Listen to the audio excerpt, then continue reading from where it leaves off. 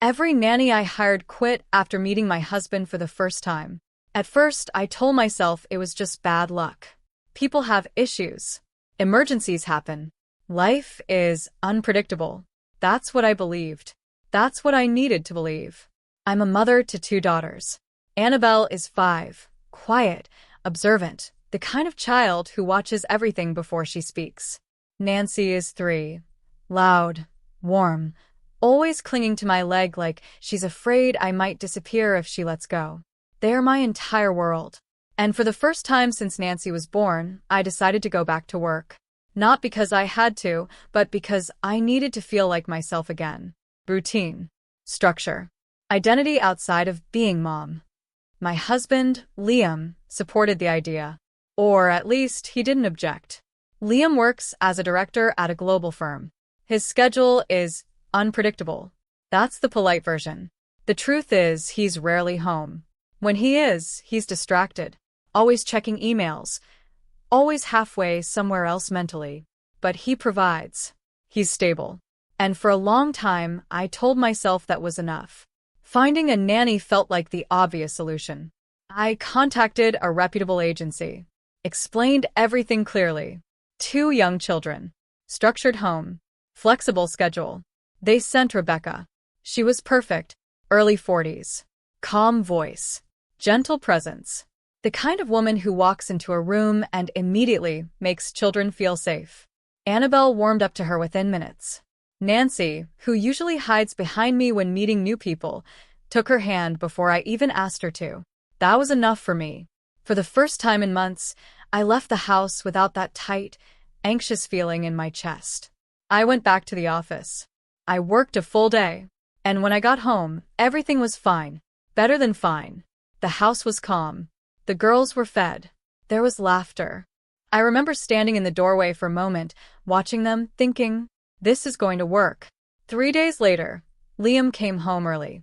Around lunchtime. That was the first time he met Rebecca. I didn't think twice about it. Why would I? He was my husband. She was the nanny. Normal. That night, everything changed. I walked through the front door, already loosening my heels, mentally preparing for the usual evening routine. But something felt off. Rebecca was standing near the hallway. Not in the living room with the girls. Not relaxed.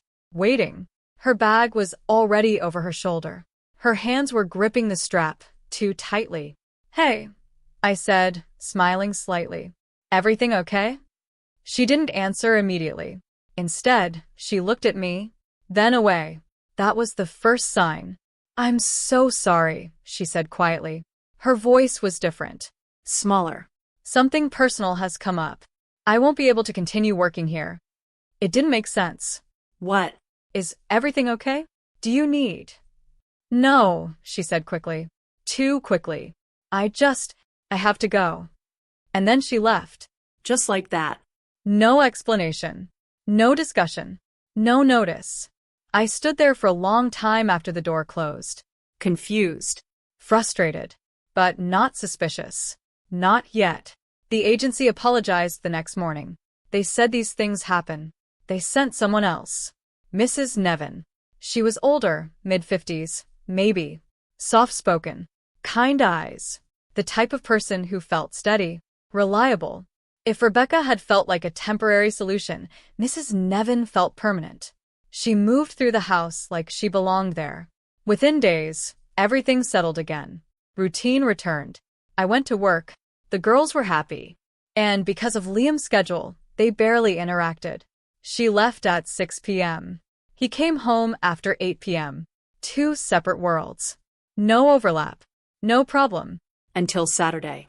I had an emergency at work. Something urgent. Unavoidable.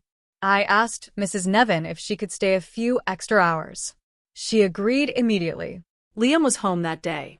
Working at the dining table, laptop open, papers spread out like he was building something important. I remember hesitating for just a second before leaving.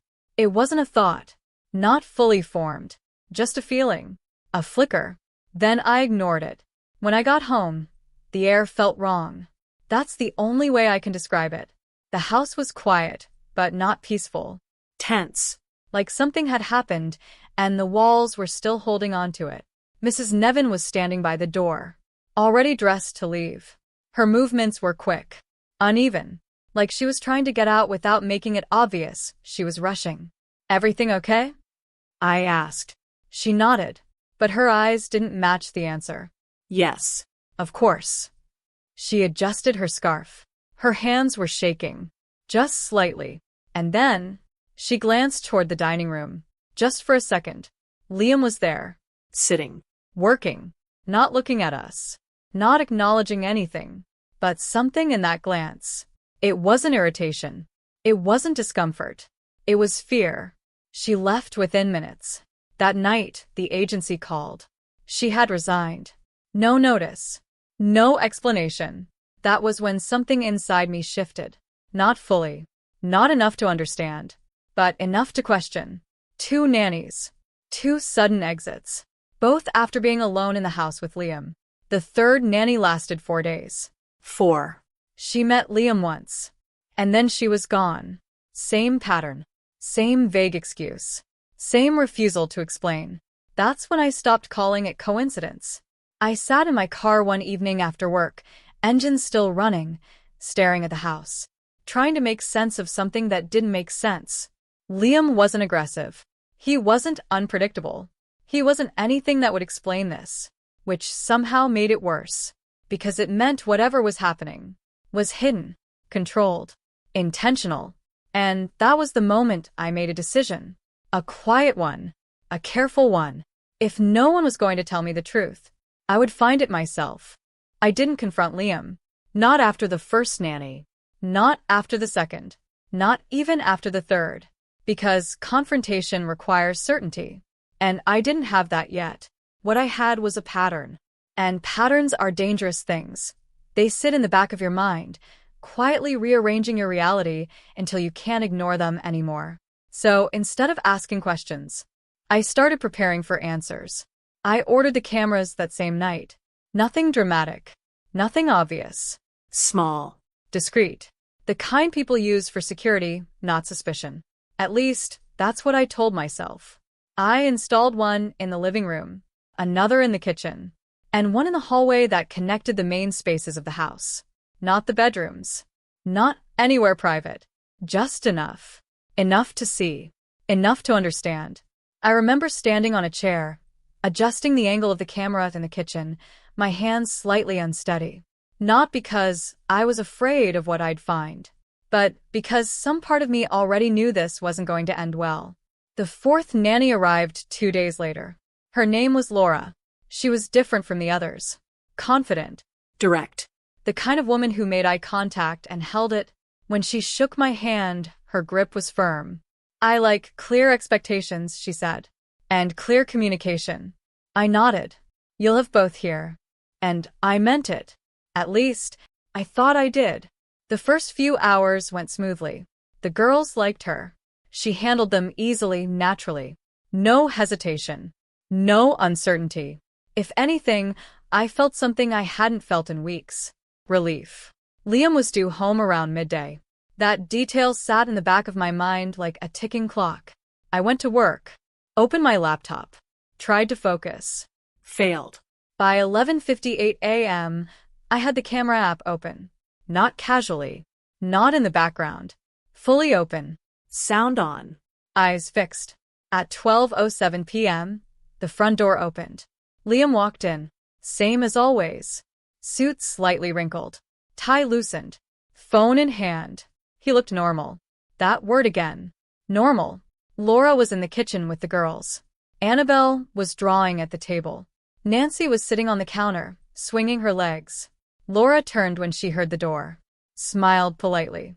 "Hi," she said. "You must be Liam." He looked up. Smiled back. "Yes," he said. "And you must be the new nanny."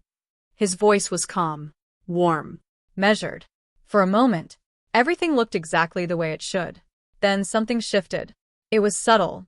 So subtle that if I hadn't been watching closely, I might have missed it. He stepped closer. Not aggressively. Not obviously inappropriate. But closer than necessary. Inside her space. "You're new," he said. "Yes," Laura replied, still composed. You'll want to understand how things work here. That sentence. Something about it felt wrong. I couldn't explain it yet, but I felt it. Laura tilted her head slightly. I'm sure I'll learn quickly. He smiled again. But this time, it didn't reach his eyes. Previous nannies didn't work out, he said. My chest tightened. Laura paused. Oh. His tone lowered. Not louder. Quieter. Controlled. Some people, he continued, don't understand boundaries. There it was. The shift. Clear now. Unmistakable. Laura straightened slightly. What kind of boundaries? There was a pause. A long one. The kind that stretches just enough to become uncomfortable. Then Liam stepped closer. Again. You're smart, he said softly. I think you understand. My heart dropped. Hard. Laura took a step back. Not dramatic. Not panicked. But deliberate. Creating space. I prefer clarity, she said. Her voice was still steady. But I could hear the edge now. The warning. Liam didn't answer directly. Instead, he let the silence do the work. Then, he reached out. Not touching her. Not quite. But close enough that it didn't need to. A gesture that said everything without saying anything. And suddenly, everything made sense. The first nanny. The second. The third. They didn't quit because of emergencies. They didn't quit because of coincidence. They quit because of him. Because of moments like this. Quiet.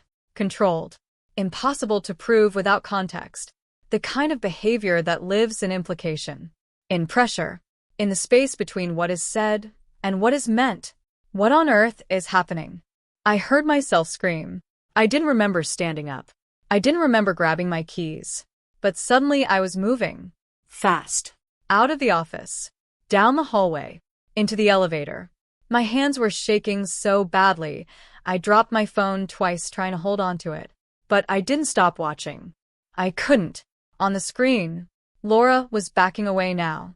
Clear discomfort. Clear decision. I don't think this is appropriate, she said. Firm. Final. Liam's expression changed. Not dramatically, but enough. The warmth disappeared, replaced by something colder. Sharper. You should think carefully, he said, about how you handle this. That was it. That was the moment everything broke. I ran. The drive home felt unreal, like the world had tilted slightly off its axis, and I was trying to move through it anyway. When I got there, the front door was slightly open. Laura was already leaving. Fast.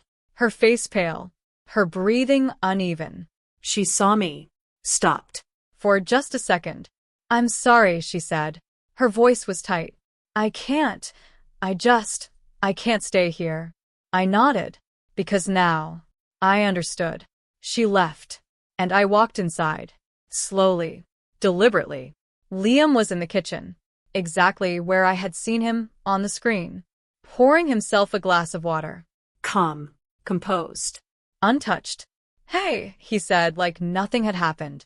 You're home early. I stared at him. Really looked at him. And for the first time, I wasn't seeing my husband. I was seeing the truth.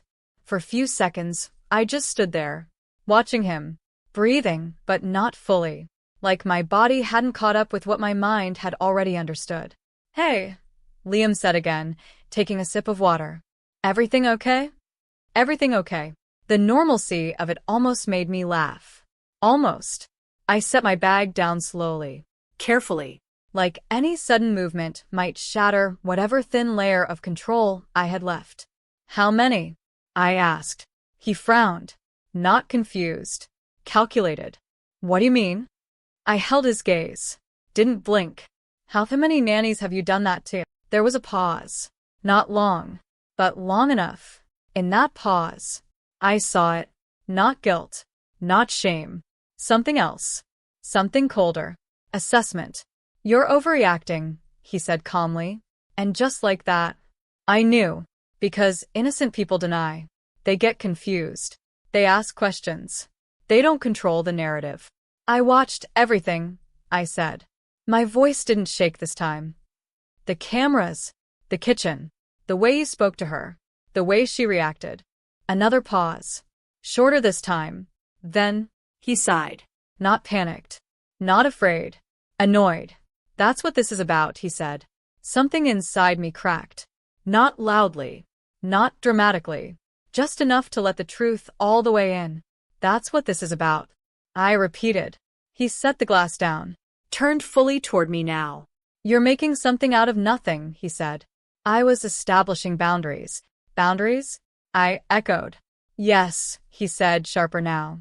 This is my house too. I have a right to make sure the people in it understand expectations. By threatening them? I asked. I didn't threaten anyone. You implied it. That's your interpretation. There it was. Deflection. Control. Rewriting reality in real time. I took a step closer. 3 women quit, Liam. He didn't respond. 3, I repeated. All after being alone with you. All too uncomfortable to even explain why. That's not my problem, he said flatly. I stared at him. It is when you're the reason. His jaw tightened slightly. The first real crack. You're being dramatic, he said. You don't understand how people work. Some of them see opportunity. They test boundaries. I shut it down early. My stomach turned. That's what you think was happening? I asked quietly. That's what was happening, he replied. And in that moment, I realized something terrifying. He believed it. Or at least, he believed it enough to say it without hesitation. Which meant this wasn't new. This wasn't accidental. This was practiced. Refined. You made them feel unsafe, I said. They were fine, he snapped. They left because they couldn't handle structure. No, I said. They left because they were scared of you. Silence. Heavy. Then, he laughed.